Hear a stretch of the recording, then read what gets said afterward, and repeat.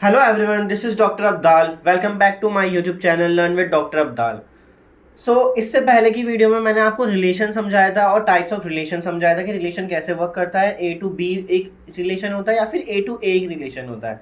आज हम कुछ रिलेशंस को कंबाइन करना सीखेंगे। मीन्स अगर हमारे पास दो रिलेशन है उनको कंबाइन करना, यूनियन, इंटरसेक्शन, डिफरेंस या फिर कंपोजिशन और इनवर्स, इस तरह की चीज़ें आज हम इस वीडियो में सीखेंगे। रिलेशन तो ऑलरेडी आपको आता है, तो मैं अब आगे से स्टार्ट करूंगा जहाँ पे हम दो रिलेशंस को कंबाइन करना सीखेंगे। जो आपके सेट ऑपरेशंस होते थे, जो सेट ऑपरेशंस आपके होते थे वो क्या होते थे? यूनियन, इंटरसेक्शन, डिफरेंस, इस तरह की अब चीज़ें हम कंपोजिशंस में भी रिलेशंस में भी लगाएंगे। ठीक है, तो रिलेशंस को कैसे कंबाइन करना है वो आज हम सीखेंगे। तो आपके पास दो रिलेशन है, R1 R2 from a set A to set B। ठीक है, मतलब R1 जो रिलेशन है वो A क्रॉस B का सबसेट है और R2 भी जो रिलेशन है वो A क्रॉस B का सबसेट है। और रिलेशन क्या होता है? वो यही तो होता है। अगर कोई रिलेशन है R from A to B, वो क्या होता है? वो एक सबसेट होता है A क्रॉस B का। तो R जो है वो सबसेट होता है A क्रॉस B का। तो इसी तरह यहाँ पे दो रिलेशन लिए गए, तो अब उनका यूनियन कैसे होगा? तो देखो, R1 यूनियन R2 में क्या लिया जा रहा है? वो सारे ऑर्डर पे लिए जा रहे हैं जो R1 में भी है या फिर R2 में है। ठीक है, यहाँ पे बीच में और लिखा है तो इसको क्या बोलते हैं? डिसजंक्शन। और तो और में या तो ये हो सकता है या ये हो सकता है या दोनों भी हो सकते हैं, दोनों ट्रू भी हो सकते हैं या एक भी ट्रू होगा तो भी चलेगा। तो इसमें ये बोल रहा है कि ए भी या तो R1 में हो या ए भी R2 में हो, तो आपका वो ए भी कहाँ होगा? R1 यूनियन R2 में होगा। तो इसको आप एग्जाम्पल के थ्रू देखो। एग्जाम्पल हमने लिया, एक सेट ले लिया 1 2 3 ए और बी सेट ले लिया 2 3 4 5। अब R1 में हमने एक रिलेशन बना लिया, एक ये भी A क्रॉस B का सबसेट है R1, और R2 भी जो है वो A क्रॉस B का ही सबसेट है। तो रिलेशन तो यही होता है। अब यूनियन का मतलब क्या है? जो भी दोनों में एलिमेंट दिखाई दे रहा है उनको यूनियन करना है हमें। तो आपने 1 2 2 3 3 4 ये तो रखना ही है, 1 2 2 3 3 4। अब 2 3 देखो ये रिपीट हो रहा है यहाँ पे भी, यहाँ पे। तो एक बार तो आपने ले लिया है ना उसको, तो अब दोबारा लेने की जरूरत नहीं है इसको, क्योंकि सेट में जो है वो एलिमेंट रिपीट नहीं होते हैं। देन 3 4 ले लिया, 3 4 ऑलरेडी ले चुके थे आप। देन 1 5 इसमें एक एक्स्ट्रा है जो R1 में नहीं था। R1 में 1 5 नहीं था, तो वो हमने क्या किया? वो भी R1 यूनियन R2 में ले लिया। तो ये बन गया आपका, हमने यूनियन ले लिया दो रिलेशंस का, R1 union R2। Next, intersection. Intersection क्या होता है? इंटरसेक्शन में आपके पास वही दो रिलेशन है। R1 जो है वो A क्रॉस B का सबसेट है और R2 भी जो है वो A क्रॉस B का ही सबसेट है। ठीक है, इस तरह से दो रिलेशन लिए गए हैं। अब इसमें क्या हो रहा है? R1 इंटरसेक्शन R2 में वो सारे order pair A comma B आएंगे, वो सारे ऑर्डर पेयर आएंगे जहाँ पे order pair A comma B R1 में भी होगा and order pair A comma B R2 में भी होगा। मतलब कि वो दोनों में होना चाहिए, तभी R1 इंटरसेक्शन R2 का पार्ट बनेगा, वो अदरवाइज वो नहीं बनेगा पार्ट। R1 इंटरसेक्शन R2 का पार्ट बनने के लिए उसको R1 का भी मेंबर होना चाहिए ऑर्डर पेयर ए बी को, और R2 का भी मेंबर होना चाहिए, तभी वो बनेगा रिलेशन R1 इंटरसेक्शन R2। अब देखो यहाँ पे एग्जांपल, आपने R1 रिलेशन लिया, ये सबसेट है A क्रॉस B का और ये भी सबसेट है A क्रॉस B का। तो जब आपने इंटरसेक्शन लिया तो आप कॉमन एलिमेंट ढूंढोगे। जैसे कि 2 3 कॉमन है तो आपने 2 3 यहाँ पे ले लिया R1 इंटरसेक्शन R2 में। देन 3 4 कॉमन है तो 3 4 भी ले लिया। तो ये आपका R1 इंटरसेक्शन R2 रिलेशन बन गया। जैसे कि आप सेट में करते थे वही हो रहा है, क्योंकि R1 जो है वो भी तो अपने आप में एक सेट ही है ना, और R2 जो है वो भी अपने आप में एक सेट है। तो उसमें यूनियन, इंटरसेक्शन, डिफरेंस, ये सब आप जैसे सेट थ्योरी में करते थे वैसे ही यहाँ पे भी हो रहा है। नेक्स्ट डिफरेंस, तो R1 माइनस R2, तो इसमें कौन से ऑर्डर पेयर आएंगे? जो R1 में होंगे बट R2 में नहीं होंगे। मतलब वो ए बी, मतलब ऑर्डर पेयर ए बी जो R1 में है और बीच में एंड आ रहा है, सेम ए बी जो है वो R2 में नहीं होना चाहिए। तो वो कहाँ पे बिलोंग करेगा? वो बिलोंग करेगा A B R1 minus R2 में बिलोंग करेगा। तो एग्जाम्पल देख लो उसका। तो आपके पास वही सेम रिलेशन है R1 और R2। तो जब हमने डिफरेंस लिया तो हमने R1 में से अगर R2 में कोई एलिमेंट आ रहा है वो रिमूव कर दिया। देखो 1 2 है तो 1 2 हमने रखा, 1 2 इसमें नहीं है R2 में, तो हमने 1 2 रख लिया। अब देखो 2 3 है, लेकिन 2 3 यहाँ पे भी था, तो ये सब्ट्रैक्ट हो जाएगा। सब्ट्रैक्ट होने का मतलब रिमूव हो जाएगा, यहाँ पे डिफरेंस का मतलब रिमूव होना है। तो 2 3 को क्या R2 में भी आ रहा है, तो इसलिए हम R1 का नहीं ले सकते, वो रिमूव हो गया। हम ले रहे हैं R1 माइनस R2। तो R2 में जो भी एलिमेंट आ रहा है ना वो हम R1 में से रिमूव कर देंगे। मतलब जो रिपीटेशन हो रही है R2 में भी है R1 में भी है, तो अगर R2 में है तो R1 में से हम रिमूव कर देंगे। तो R1 माइनस R2 में मेनली जो है वो R1 के ही, मतलब ये R1 का ही सबसेट बनता है एक तरह से। R1 माइनस R2 R1 का ही सबसेट बनता है। अब देखो 3 4 3 4 इसमें भी है, तो हमने इसको भी रिमूव कर दिया। तो हम R1 में से 2 3 भी रिमूव करा और 3 4 भी रिमूव करा, तो बचा क्या, सिर्फ 1 2 बचा। अब हम नेक्स्ट ले रहे हैं R2 माइनस R1। तो ये कैसा होगा, इसमें कौन कौन से ऑर्डर फिर आएंगे, A कॉमा B जो R2 में है बट R1 में नहीं है। तो R2 माइनस R1 जो होगा वो एक्चुअल में R2 का ही सबसेट होगा, ठीक है। और इस पूरे सेट में जो है अगर R1 का एलिमेंट कोई आ रहा है जो R2 में भी है तो हम उसको रिमूव कर देंगे, ठीक है। मतलब कि R2 के एलिमेंट उठाओगे, लेकिन अगर R2 के एलिमेंट जो है R1 में भी आ रहे हैं तो आप वो R2 में से रिमूव कर दोगे उस एलिमेंट को। तो एग्जांपल देखो, R1 में है 1 2 2 3 3 4 और R2 में है 2 3 3 4 1 5। तो हम ले रहे हैं R2 माइनस R1। तो हमने क्या बोलता कि ये सबसेट होगा R2 का। तो आप R2 के एलिमेंट से स्टार्ट करोगे। आपने 2 3 देखा तो 2 3 जो है वो R1 में भी है, तो आप ये एलिमेंट कैंसिल हो गए, ये नहीं ले सकते R2 माइनस R1 में। तो R2 माइनस R1 में मैं ये 2 3 एलिमेंट नहीं ले सकता। अब हमने देखा 3 4 R2 में है और 3 4 R1 में भी, तो हमने ये रिमूव कर दिया। तो पहले मैं R2 पे फोकस कर रहा हूँ। अब जब R1 माइनस R2 कर रहा था तो मैं R1 के एलिमेंट पे फोकस कर रहा था। अब मैं R2 माइनस R1 कर रहा हूँ तो मैं R2 के एलिमेंट से स्टार्ट कर रहा हूँ। अब R2 का एलिमेंट कौन सा बचा, 1 5। तो 1 5 जो R1 में तो है ही नहीं, तो अब वो रिमूव ही नहीं करा सकता, तो 1 5 इसमें आ जाएगा, ठीक है। मीन्स हमने क्या करा, जो भी एलिमेंट R1 में रिपीट हो रहा है R2 का वो हमने रिमूव करा दिया R2 में से, ठीक है। तो सिर्फ कौन सा बचा, 1 5 ही बचा। बाकी ये 2 3 रिमूव हो गया, 3 4 रिमूव हो गया, बचा सिर्फ 1 5। सो नेक्स्ट है हमारे पास कंपोजिशन ऑफ रिलेशंस। अब इसमें क्या होता है, आपके पास दो रिलेशन है R1 और R2। अब इसमें एक चीज़ ध्यान रखने वाली है कि R1 जो है ना वो स्टार्ट हो रहा है A to B जा रहा है वो, ठीक है, और R2 जो है वो B to C जा रहा है, ठीक है। तो अब अगर आप कंपोजिशन बनाना चाहते हो R2 कंपोजिशन R1, कंपोजिशन को इस तरह से डिनोट करते हैं O करके, स्मॉल O करके। तो अगर आप ये बनाना चाहते हो तो इसमें आपको ये पता होना चाहिए कि R1 कहाँ से स्टार्ट हो रहा है, R1 A से स्टार्ट हो रहा है, ठीक है ना। R1 जो है ए के एलिमेंट को बी पे मैप रिलेट करता है, एक तरह से ए के एलिमेंट को बी पे रिलेट करता है, तो वो ए के एलिमेंट को बी पे लेके जाएगा पहले। और R2 क्या करता है, वो बी के एलिमेंट को सी से रिलेट करता है, ठीक है। तो इसको फाइनली वो सी पे लेके जाएगा। तो आपका जो R2 ऑफ R1 बनेगा वो एक्चुअल से ए से स्टार्ट हो रहा है, ए के एलिमेंट को सी से रिलेट कर रहा है, वो मेनली आपका ये है टारगेट। तो R1 क्या है, R1 है सबसेट A क्रॉस B का और R2 है सबसेट B क्रॉस C का। मतलब R1 is a relation from A to B and R2 is a relation from B to C। तो इनमें B कॉमन आ रहा है दोनों में, एक चीज़ याद रखना बस। तो ये आप हमेशा कंपोजिशन R2 ऑफ R1 ही ले सकते हो, R1 ऑफ R2 नहीं ले सकते हो। इस केस में नहीं ले सकते हो क्योंकि R2 कहाँ से स्टार्ट होगा, R2 स्टार्ट होगा B से और जाएगा कहाँ, C तक।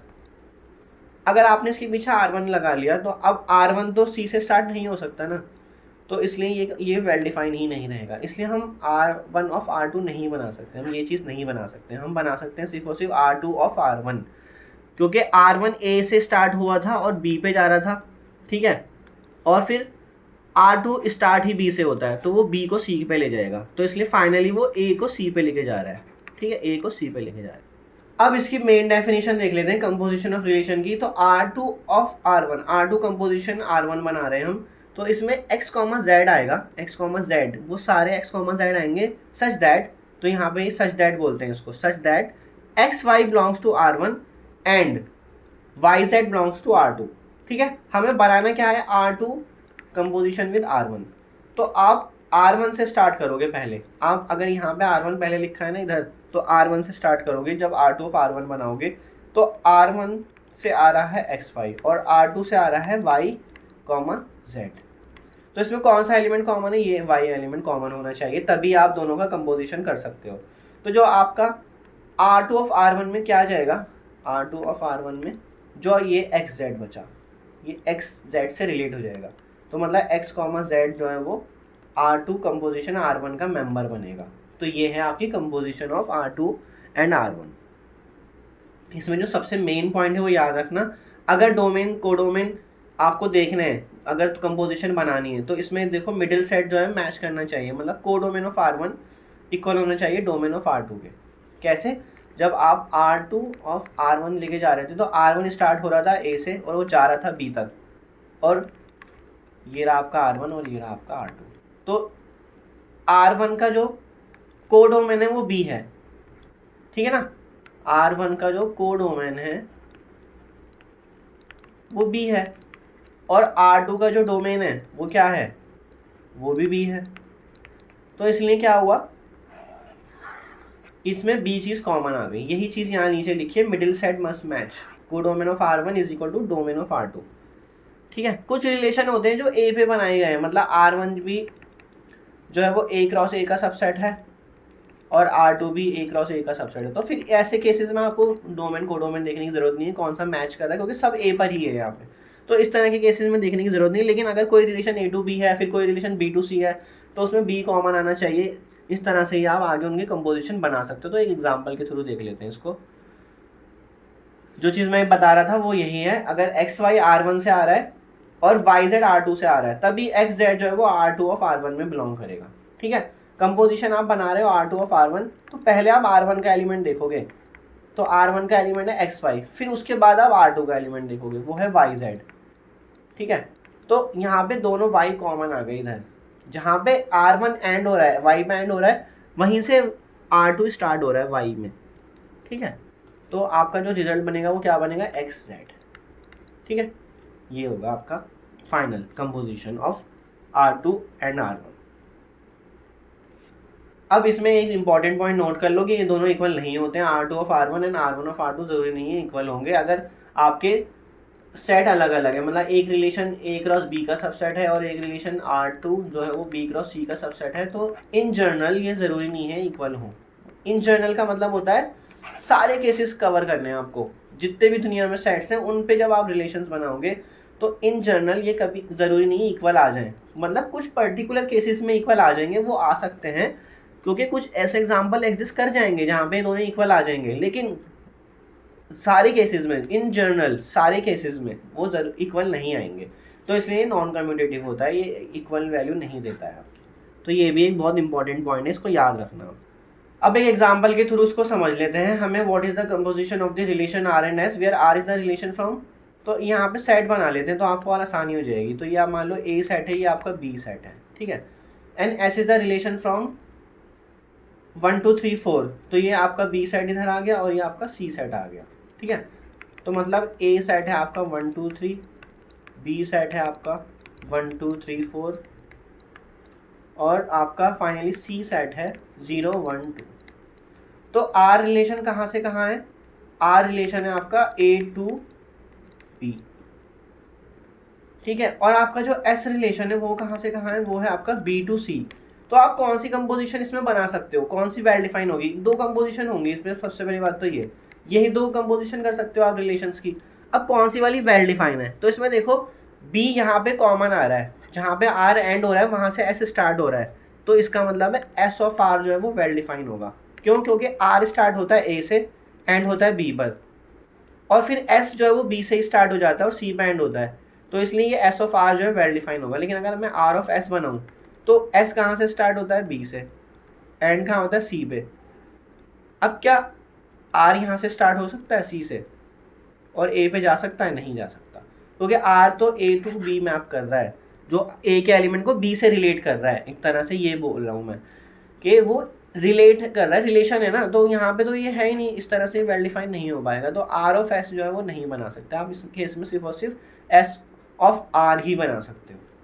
सो अब हमने ये तो सीख लिया कि हम सिर्फ और सिर्फ एस ऑफ आर ही बना सकते हैं, मतलब इन दोनों का कंपोजिशन कर सकते हैं। तो जब एस ऑफ आर बनाओगे तो आपको आर के एलिमेंट से स्टार्ट करना है हमेशा। ठीक है, तो आर का एलिमेंट क्या दे रखा है, 1 1। अब वन, ये 1 पे एंड हो रहा है, तो आपको एस में ऐसे एलिमेंट ढूंढने जो 1 से स्टार्ट हो रहे हैं, तो 1 से ये स्टार्ट हो रहा है, तो इनमें 1 1 कॉमन आ गया। कौन सा वाला 1 कॉमन आ गया, ये। तो बनेगा क्या, 1 0। इनकी कंपोजिशन जो बनेगी वो बनेगी 1 0। तो अगर आपको अभी भी नहीं समझ आया, आर से आ रहा है 1 1 और एस से आ रहा है 1 0। ठीक है, तो इसमें ये 1 1 तो कॉमन हो गया, तो आंसर जो बनेगा वो ये 1 0 से रिलेट हो गया, तो आपका आंसर यहाँ पे आ गया 1 0। ठीक है, अब देखो 1 से और कौन सा स्टार्ट हो रहा है, 1 से कोई सा भी स्टार्ट नहीं हो, तो ये वाला एलिमेंट हमने कवर कर लिया 1 1। अब 1 4 पे फोकस करते हैं। 1 4 यहाँ पर है, तो 1 4 पे एंड हो रहा है 1 4। अब आपको देखना है एस में 4 से कौन सा स्टार्ट हो रहा है, तो 4 से यही वाला स्टार्ट हो रहा है, तो बनेगा क्या आंसर, 4,1 पे जा रहा है ना ये, तो जो आंसर आपका बनेगा 4 तो 4 रिलेट तो 1,1 बनेगा। ठीक है, तो आपने रिलेट कर दिया 1 को 1 के साथ। अब 4 से और कोई स्टार्ट नहीं हो रहा, तो ये भी कवर हो गया। अब 2 3 पे फोकस करेंगे हम। तो ये 2 3 जो है वो 3 पे एंड हो रहा है। तो आप देखो 3 से और कौन कौन से स्टार्ट हो रहा है। 3 से ये स्टार्ट हो रहा है तो 3,1, और एक 3 से कौन सा स्टार्ट हो रहा है 3,2, ये वाला। एस में जा रहे हैं हम, मतलब स्टार्ट हम आर के एलिमेंट से करते हैं और एंड हम एस के एलिमेंट पे करते हैं। तो 3 3 से लीड हो गया तो आंसर क्या बनेगा 2,1, और यहाँ पे भी 3 3 से लीड हो गया तो आंसर क्या बनेगा 2,2, क्योंकि यहाँ पे ये 2,2 है। इसी तरह आपकी जो रिमेनिंग एलिमेंट है 2,3 कवर हो गया। 3,1 देखो, तो 3 जो है वो 1 पे एंड हो रहा है यहाँ पे। अब 1 पे ये भी है, 1 से स्टार्ट हो रहा है 0 पे एंड हो रहा है, तो ये इसका आंसर क्या बनेगा 3,0। तो ये भी कवर हो गया। अब 3,4 देख लो, 3 4 पे जा रहा है और फिर 4 1 पे जा रहा है। 3 4 पे गया, 4 1 पे गया, तो 3 1 से रिलेट हो गया। तो इसके अलावा अब आपके पास कुछ भी नहीं बच रहा है, आपने सारे आर के एलिमेंट कवर कर लिए। मतलब आर जहाँ जहाँ एंड हो रहा था हमने एस को वहीं से स्टार्ट कराया और रिलेट करा दिया, तो आपका ये फाइनल एस ऑफ आर बन गया। ठीक है, तो यही है आपका आंसर। सो नेक्स्ट है हमारे पास powers of a relation. Means आपके पास एक रिलेशन दे रखा है बस R on a set A, मतलब वो सबसेट है ए क्रॉस ए का। तो अब आपको उसकी पावर्स करनी है, मतलब R1 R² R3। तो उसको करने के लिए कुछ सिंपल है, R1 तो R1 ही हो गया, R² का मतलब है R ऑफ R, तो R का R के साथ ही कंपोजिशन करो। R³ का मतलब है R² ऑफ R, तो जो आपका यहाँ पे इस वाले स्टेप में R² निकला है वो यहाँ पे यूज़ करके आप R3 निकाल लोगे। अब R4 जो निकालना है वो आप पिछले स्टेप में R3 निकाला था, तो R3 ऑफ R। ठीक है, फिर R5, तो फिर आप क्या करोगे R4 ऑफ R, जो आपने 4 यहाँ यूज़ करा था। इस तरह से करते करते आप सारे पावर्स R की निकाल सकते हो। तो इसमें आपका जो R रिलेशन है वो हमेशा A पे दिया गया है। यहाँ पे ये वेल डिफाइन नहीं बन पाएगा। अगर मैंने एक रिलेशन ले लिया, मतलब R इज़ अ रिलेशन, तो subset of A cross B, मतलब R is a relation from A to B ले लिया अगर, तो जब आप R² करोगे ना तो क्या दिक्कत आएगी। R² किसके इक्वल है R ऑफ R के। अब R स्टार्ट हो रहा है A से, जा रहा है B पे। अब दूसरा वाला R जो है वो तो B से स्टार्ट नहीं हो रहा है ना, वो भी A से स्टार्ट हो रहा है, तो यहाँ पे ये डिफरेंट कैसे आ सकता है, तो इसलिए A से A ही होना चाहिए। तो इसलिए आप जितने भी R की पावर्स यहाँ पढ़ रहे हो उसके लिए R हमेशा एक सेट A पे डिफाइन हो रहा है, तो R is a subset of A cross A। यहाँ पे जब भी किसी एक रिलेशन की पावर आप करोगे तो वो एक सेट पे डिफाइन होना चाहिए, सिंगल सेट पे, तो वो A पे डिफाइन हो रहा है, तभी वो आप उसकी पावर्स जितनी मर्जी चाहे निकाल सकते हो। तो एग्जाम्पल के थ्रू समझते हैं। यहाँ पे A एक सेट दे रखा है 1 2 3, इसका आपने एक रिलेशन बना लिया, मतलब जो R आपने रिलेशन बनाया है वो सबसेट है A क्रॉस A का। ठीक है ना, रिलेशन वो हमेशा किसी दो के कार्टेशियन प्रोडक्ट का ही तो सबसेट होता है, तो A क्रॉस A का सबसेट हो गया वो।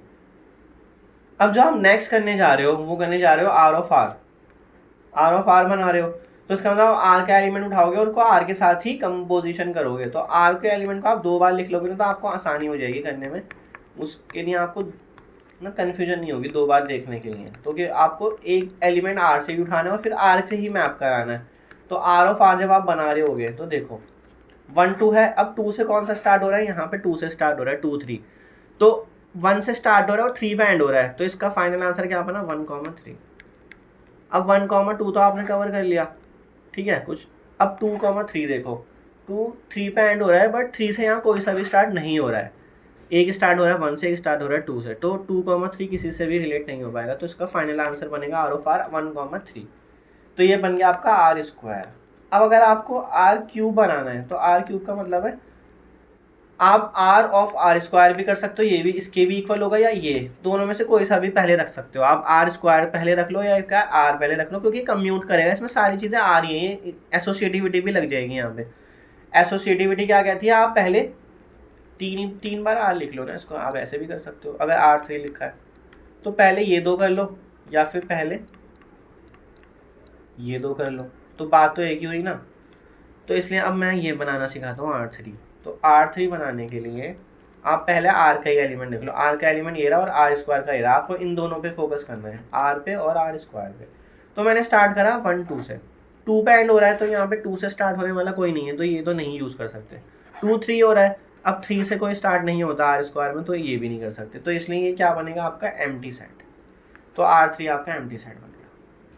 तो इसका मतलब आप नेक्स्ट जो निकालोगे R4 R5 R6 वो सब क्या बनेंगे, वो एम्प्टी सेट ही बनेंगे। R4 भी एक एम्प्टी सेट होगा, R5 भी एक एम्प्टी सेट होगा एंड सो ऑन। तो वो आर स्क्वायर पे ही खत्म हो गया, जितना भी कर सकते थे आप। सो एक एग्जांपल और देख लेते हैं जिसमें हम आर की पावर निकालना सीखेंगे, जो आपके पास रिलेशन दे रखा है। तो रिलेशन 1 1 2 1 3 2 4 3 ये दे रखा है, किस पे दे रखा है, 1 2 3 4 सेट पे बनाया गया है ये। तो आपको आर की पावर्स करनी है, तो करते हैं आर की पावर्स। सबसे पहले तो आर स्क्वायर करोगे आप, तो एक बार आर को मैंने और लिख लेता हूँ, तो उससे ना आसानी हो जाती है, चीज़ें ना सारी मिक्स नहीं होती हैं आपस में। तो आर स्क्वायर निकालते हैं यहाँ पे। तो आर का एलिमेंट 1 पे एंड हो रहा है यहाँ 1, और फिर ये भी 1 पे है, तो ये बनेगा आपका 1,1। फिर 1 से और कोई स्टार्ट यहाँ पे नहीं हो रहा, तो आप 1 खत्म हो गया, तो 2 1 से करते हैं। तो 2 1 पे हुआ, फिर 1 1 पे हुआ, तो क्या बनेगा फाइनल 2,1 बनेगा। फिर 3,2, तो 3 2 पे एंड हो रहा है और फिर 2 1 पे हो रहा है, तो क्या बनेगा 3,1 बनेगा। 3 2 वाला भी हो गया। अब 4 3 वाला, 4 3 पे एंड हो रहा है और 3 2 से जा रहा है, मतलब 4 3 से रिलेट हो रहा है और 3 2 से रिलेट हो रहा है, तो फाइनल क्या बनेगा 4,2 बनेगा। ठीक, अब इसमें और कुछ बचा ही नहीं, क्योंकि आपके आर के सारे एलिमेंट यहाँ कवर हो गए, जो एंड हो रहे थे हमने उसमें देख लिया। तो अब ये आर स्क्वायर आपके पास ही आ गया। अब अगर आप R3 निकालना चाहो, तो R3 का मतलब है आर स्क्वायर ऑफ आर। तो आर के एलिमेंट आपको ऊपर दे ही रखे हैं यहाँ पे, और ये आर स्क्वायर के एलिमेंट दे रखे हैं, तो इन दोनों को कंपोजिशन करनी है आपने। तो करते हैं इनकी कंपोजिशन। तो ये 1 1 वाला, तो 1 से जब मैप होगा तो ये 1 1 में ही बनेगा। फिर 2 1 2 2 1 से रिलेट हो रहा है और 1 1 से रिलेट हो रहा है, तो फाइनल क्या बनेगा 2,1। फिर 3 2 से रिलेट हो रहा है और 2 1 से रिलेट हो रहा है, तो क्या बनेगा ये 3,1। फिर नेक्स्ट 2 से तो और कोई स्टार्ट नहीं हो रहा, 4,3 है यहाँ पे, 4 3 से रिलेट हो रहा है और 3 1 से रिलेट हो रहा है, तो फाइनल क्या बनेगा 4 1। तो ये आ गया आपका R3। अब नेक्स्ट क्या निकालोगे R4, तो R3 ऑफ R। तो R से स्टार्ट करोगे और R3 से मैप करोगे, तो 1 1 वाला तो हमेशा आ ही रहा है देखो। फिर 2 1 और 2 1 आ रहा है, तो वो भी 2 1 ही बनेगा। सॉरी 2 1 और 1 1 है ना, मतलब ये 2 1 जो है मैं मैप कर रहा हूँ इस वाले, नहीं 1 से होना चाहिए, तो 1 1 से करोगे तो क्या बनेगा 2,1 बनेगा। फिर 1 वाले एंड हो गए। अब 3 2, तो 3 2 को आप 2 1 से मैच करोगे, कंपोजिशन करोगे, तो क्या बनेगा 3,1 बनेगा। तो ये बन गया 3,1। और फिर 4 3 को 3 1 से करोगे कंपोजिशन, तो क्या बनेगा 4,1। तो ये दोनों अगर आप देखो ये दोनों सेम आ गए, R3 जो है वो R4 की इक्वल आ गया। इसका मतलब आप जो अब नेक्स्ट बनाने जाओगे R5, वो R4 के इक्वल आएगा और वो R3 के इक्वल आ चुका। इस तरह R5 R6 के इक्वल, R7 के इक्वल, और ये अब सारे इक्वल इक्वल आएंगे। तो अब आगे निकालने की ज़रूरत नहीं है, क्योंकि वो मैच करने लग गया, आगे वाले रिपीट होने शुरू हो जाएंगे। तो ये आपका आर की पावर सारी की सारी निकल गई इनफाइनाइट वैल्यूज़ के लिए।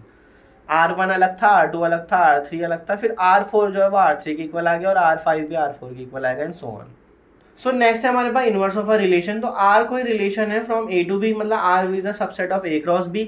अब इनवर्स बनाना सबसे आसान होता है, मतलब अगर कोई रिलेशन में कोई भी एलिमेंट है A, B, ठीक है, बहुत सारे एलिमेंट है, मान लो A, B, C, D and so on, तो जो R इनवर्स बनेगा उसमें R के एलिमेंट को रिवर्स स्वैप कर दो। तो अगर A, B है तो R इनवर्स में आएगा B, A, D, C। तो हमने क्या करा, स्वैप कर दिया, A C को D से, D को C से, A को B से और B को A से। तो इस तरह से ये R इनवर्स बनेगा। तो R इनवर्स बनाना सबसे आसान है। जैसे कि एग्जांपल में देखो, कोई आपका रिलेशन है R is a subset of A cross B, A और B आपको गिवन है, तो R इनवर्स जब आपने निकाला तो 1 4 का आपने क्या करा 4 1 कर दिया, 2 5 को 5 2 कर दिया एंड 3 4 को 4 3 कर दिया। ठीक है, तो ये बन गया आपका इनवर्स ऑफ अ रिलेशन। सो एक लास्ट क्वेश्चन देख लेते हैं, इसमें सारी चीज़ें निकालना सीख लेंगे हम। आर आपके पास एक सेट है 1 2, मतलब रिलेशन है 1 2 2 3 3 4, और एस कोई रिलेशन दे रखा है, और किस सेट पे है ये दोनों के दोनों? ए पर, 1 2 3 4 पर है। तो इसमें आप सब कुछ निकाल सकते हो क्योंकि एक कॉमन सेट पर है दोनों के दोनों। तो इसमें एस ऑफ आर भी निकल सकता है और आर ऑफ एस भी निकल सकता है, आर यूनियन भी निकल सकता है, आर इनवर्स, सब कुछ निकल सकता है। तो सबसे पहले हम निकालते हैं आर यूनियन एस। तो आर के मेंबर है 1 2 2 3 3 4, तो जो कि इसमें भी दिख रहे होंगे, 1 2 भी है, 2 3 भी है एंड 3 4 भी है। तो जब यूनियन करते हो कौन सा सेट आता है? जो बिगर वाला होता है, तो बिगर सेट है एस, तो आर यूनियन एस आपका एस ही आएगा। नेक्स्ट है आपके पास बी, आर इनवर्स। तो आर इनवर्स क्या होता है? वो रिवर्स कर देते हो आप, स्वैप कर दो। तो 1 2 का 2 1 हो गया, 2 3 का 3 2, 3 4 का 4 3। नेक्स्ट है आपके पास C, R minus S, R difference S. तो मतलब आर में से एस के एलिमेंट को रिमूव कर दो, आर के एलिमेंट में से एस के एलिमेंट रिमूव करोगे तो 1 2 है इसमें, तो इसमें 1 2 भी है, 2 3 है इसमें, तो इसमें भी 2 3 है, और इसमें 3 4 है, तो इसमें भी 3 4 है। तो जब मैं आर में से एस के एलिमेंट को रिमूव करूंगा, क्या है एस में एक्स्ट्रा एलिमेंट है? कोई बात नहीं, तो वो पूरा एम्प्टी सेट ही बनेगा। तो ये हो गया आपका आर माइनस एस। फिर नेक्स्ट है आपके पास डी, वो क्या करना है? S of R. तो एस ऑफ आर का मतलब है मैं आर के एलिमेंट पहले उठाऊंगा, फिर उसको एस से कंपोजिशन करना शुरू करूंगा। तो देखो कैसे होगा ये। अब आर में आपके पास कौन सा एलिमेंट है? 1 2, तो 1 2 पे एंड हो रहा है। अब मैं 2 से देखूँ कौन सा स्टार्ट हो रहा है, 2 से ये सारे स्टार्ट हो रहे हैं। ठीक है, तो 1 2 मैप हो रहा है, तो क्या क्या बनेगा? 1 2 किससे मैप कर सकते हो, कंपोजिशन कर सकते हो? 2 1 से कर सकते हो, तो वो बनेगा 1 1। ठीक है, फिर 1 2 को आप 2 2 से करोगे तो क्या बनेगा? 1 2, और 1 2 को 2 3 से करोगे तो 1 3। तो फाइनल आपका क्या आंसर बना? 1 2 को 2 1 से करा दो 1 1, फिर 1 2 को 2 2 से करा दो 1 2, और 1 2 को 2 3 से करा दो 1 3। इसी तरह आप 2 3 को देखो, 2 3 3 से स्टार्ट होने वाला ये है और ये है और ये है। तो 2 को 3 से रिलेट हो रहा है और फिर 3 1 से रिलेट हो रहा है, तो 2 1 आएगा सबसे पहले, 2 1, फिर 2 3 और 3 2 है, तो 2 3, 2 3 से रिलेट हो रहा है, और फिर 3 जो है किससे रिलेट हो रहा है? 3 2 से रिलेट हो रहा है, तो 2 2 आएगा। अब 2 3 से यहाँ रिलेट हो रहा है और 3 3 से रिलेट हो रहा है, तो क्या बना आंसर? 2 3। अब नेक्स्ट 3 4 से, 4 से क्या स्टार्ट हो रहा है? कोई सा भी स्टार्ट हो रहा, एस में कोई सा भी स्टार्ट नहीं हो रहा 4 से, तो इसमें ये यहाँ पे एंड हो जाएगा, तो ये बन गया एस ऑफ आर। अब नेक्स्ट है आपके पास ई, आर ऑफ एस। तो पहले अब मैं एस के एलिमेंट देखूंगा 1 1, और यहाँ पे 1 से स्टार्ट होने वाला है 1 2, तो ये फाइनल क्या बनेगा? 1 2, तो 1 2। अब 1 1 वाला खत्म हो गया, 1 2 से देखो, तो 1 2 जो है वो 2 3 से कंपोजिशन करोगे। अब मैं इस डायरेक्शन में जा रहा हूँ, ठीक है, इधर से इधर जा रहा हूँ मैं, ये याद रखना कभी आप कंफ्यूज हो। तो 1 2 से रिलेट होगा, 2 3 से होगा, तो 1 3 से रिलेट होगा, 1 2 हो गया। अब 2 1 है इधर, तो 2 1 को 1 2 से करोगे तो क्या बनेगा? 2 1 1 2, तो 2 2 बनेगा। ठीक है, 1 से स्टार्ट होने वाला हो गया 2 2, तो 2 2 से हुआ, तो 2 3 से हो रहा है, तो 2 3 बनेगा। फिर 2 3 से हो रहा है और 3 4 से हो रहा है, तो फाइनली 2 4 से रिलेट हो जाएगा। 2 3 के बाद आप 3 1 उठाओगे, अब 3 1 से रिलेट हुआ और फिर 1 2 से रिलेट हो गया, तो फाइनली 3 किससे रिलेट हो गया? 2 से रिलेट हो गया, 3 2 से रिलेट हो गया। अगर कोई रिपीट होगा हम बाद में डिलीट कर देंगे। 3 1 से हो गया, 3 2 से देखो अब, तो 3 2 और 2 3 है, तो क्या बनेगा? 3 2, तो 3 3 बनेगा ये। ठीक है, अब नेक्स्ट 3 2 वाला कंप्लीट कर लिया हमने, 3 3 वाला देखो, 3 3 से रिलेट हुआ और फिर 3 4 से रिलेट हो गया, तो फाइनल क्या हो, किससे कौन रिलेट हुआ? 3 4 से रिलेट हो गया। 3 से होना था 3 4 से, तो 3 4 जो है वो 4 से यहाँ पे कोई स्टार्ट नहीं हो रहा, तो हम अब इसको रिलेट नहीं कर पाएंगे। ठीक है, अब हमारे पास सारे एलिमेंट कंप्लीट हो गए हैं, देख लो कोई बचा नहीं है। 3 से हो रहा था और 3 4 से, तो 3 4 भी आ गया है। तो ये टोटल इसमें अब देखो 1 2 1 3 2 2, कोई रिपीट हो रहा है तो वो आप डिलीट कर सकते हो। 2 3 2 4 3 2 3 3 3 4, तो कोई भी रिपीट नहीं हो रहा है, तो ये आपका आर ऑफ एस बन गया। सो नेक्स्ट है आपके पास आर स्क्वायर।